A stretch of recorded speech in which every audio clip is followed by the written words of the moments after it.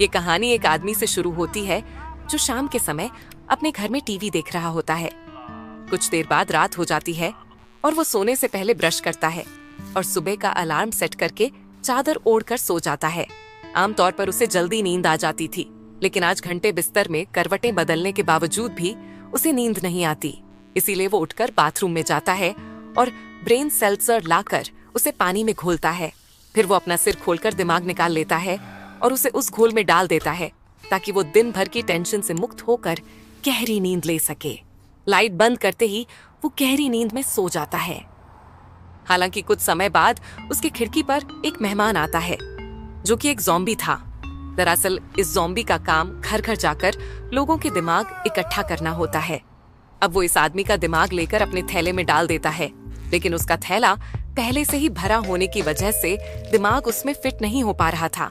इसीलिए वो दिमाग को अपने जेब में डाल लेता है। ज़ॉम्बी नियमानुसार आदमी को कुछ पैसे छोड़कर थैला लिए आसमान की ओर उड़ जाता है। हालांकि आदमी को कुछ भी पता नहीं चलता। खैर, थैला लेकर वो उड़ते हुए स्वर्ग के दरवाजे तक पहुंचता है, जहां दिमाग जमा करने वालों की लंबी लाइन लगी हुई थी। अंदर एक साइन था जिस पर लिखा हुआ था, दिमाग को अपने पास रखना मना है। घंटों इंतजार करने के बाद जोबी का नंबर आ जाता है और आज इकट्ठा किए हुए सभी दिमाग वो जमा कर देता है। इसके बाद वो पैसेज से गुजरते हुए अपने दोस्तों को हाय हेलो करता है और आज की अपनी हाजिरी लगाकर वहां से निकल आता है। जैसे ही वो अपने अपार्टमेंट में पहुंचता है, वो दरवाजे की चाबी ढूंढने के लिए अपने जेब में हाथ डालता है। तभी अचानक वो घबरा जाता है, क्योंकि जो दिमाग उसे स्वर्ग में जमा करना था वो गलती से उसे अपने साथ ले आया था। क्योंकि दिमाग अपने पास रखना सख्त मना है, इसीलिए वो उस दिमाग को खुद के ही सर में डालने का फैसला करता है। जैसे ही वो अपना सर खोलता है तो वो अंदर से पूरी तरह से खाली होता है। वो तुरंत दिमाग को सर में डाल लेता है, लेकिन जैसे ही वो ऐसा करता है, अचानक उसे एक झटका लगता है और अजीब सा महसूस होने लगता है। कुछ ही देर बाद उसके आसपास की बेरंग दुनिया रंगीन बन जाती है। इसकी वजह वो इंसानी दिमाग था जो ज़ॉम्बी ने अपने सिर में डाला था। उसने सड़क पर एक आदमी को देखा जिसने नियमों का पालन ना करके दीवार पर ही टॉयलेट कर दिया। उसे देख ज़ॉम्बी घबरा गया, लेकिन दूसरी ओर एक गुंडे ने राह चलते आदमी पर बंदूक तान दी और उसे नीचे गिराकर उसका बैग लेकर भाग गया। लेकिन जब ज़ॉम्बी ने इंसानी दिमाग को निकालकर उस आदमी को देखा तो वो बस सो रहा था। दिमाग पहना तो आदमी मरा हुआ था। अब उसे कुछ समझ में ही नहीं आ रहा था कि उसके साथ आखिर हो क्या रहा है।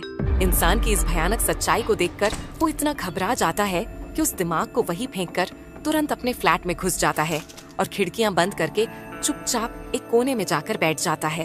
तभी उसके पास उसका पालतू चूहा आता है। पहले तो उसे कुछ भी अजीब नहीं लगता, लेकिन उसे प्यार से सहलाते समय वो उसका असली रूप देख लेता है, जिसे देख वो घबराते हुए खिड़की तोड़कर भाग जाता है। कुछ देर बाद वो एक कूड़ेदान के अंदर से ब्रश निकालता है और अपने दिमाग को साफ करने की कोशिश करता है, लेकिन तभी अंदर से एक आदमी बाहर आता है और गुस्से से ज़ॉम्बी को देखता है। ज़ॉम्बी को वो किसी खूनी की तरह दिख रहा था, जिससे वो इतना घबरा जाता है कि तुरंत वहां से भाग जाता है। शहर में भागते समय उसे उस इंसानी दिमाग की वजह से हर जगह की सच्चाई दिखने लगती है। तभी अचानक वो एक छोटे बच्चे से टकरा जाता है। बच्चा ज़ॉम्बी को देखकर घबरा जाता है। आसपास के लोग उन्हें देख रहे होते हैं। तभी ज़ॉम्बी मदद के लिए हाथ बढ़ाता है। बच्चा पहले तो सोचता है, लेकिन बाद में वो हाथ पकड़कर उठ जाता है। तभी सामने से उनकी और एक तेज गाड़ी आ रही होती है। ज़ॉम्बी उस गाड़ी को देखकर तुरंत बच्चे को बचाने के लिए उसे धक्का मार देता है। बच्चा घबराते हुए इधर उधर देखता है, लेकिन ज़ॉम्बी इस एक्सीडेंट से बच जाता है। हालांकि उसका एक हाथ कट जाता है। बच्चे को उसका जिंदा हाथ देखकर अजीब लगता है। तभी ज़ॉम्बी अपने हाथ को लेता है और बच्चे को बाय करके वहां से भाग जाता है। फिर रात होते ही वो एक बिल्डिंग के रूफ पर बैठा होता है। उसे एहसास होता है कि वो कभी मर नहीं सकता, लेकिन इंसान मर सकते हैं। वो समझ जाता है कि अब तक वो बस एक नकली दुनिया में जी रहा था। तभी वो नीचे देखता है, जहां कुछ लोग पार्टी कर रहे थे तो कुछ लोग अपने घरों में झगड़ा कर रहे थे। वो ठान लेता है कि वो इन सभी मासूम लोगों को बुरे लोगों से बचाएगा। अब वो वहां से उड़ते हुए उस जगह पर जाता है जहां पर उसने उस इंसानी दिमाग को फेंका था। फिर वो उस इंसानी दिमाग को उठाता है और उसे वापस अपने सिर में डाल लेता है। और ये कहानी यहीं पर खत्म हो जाती है।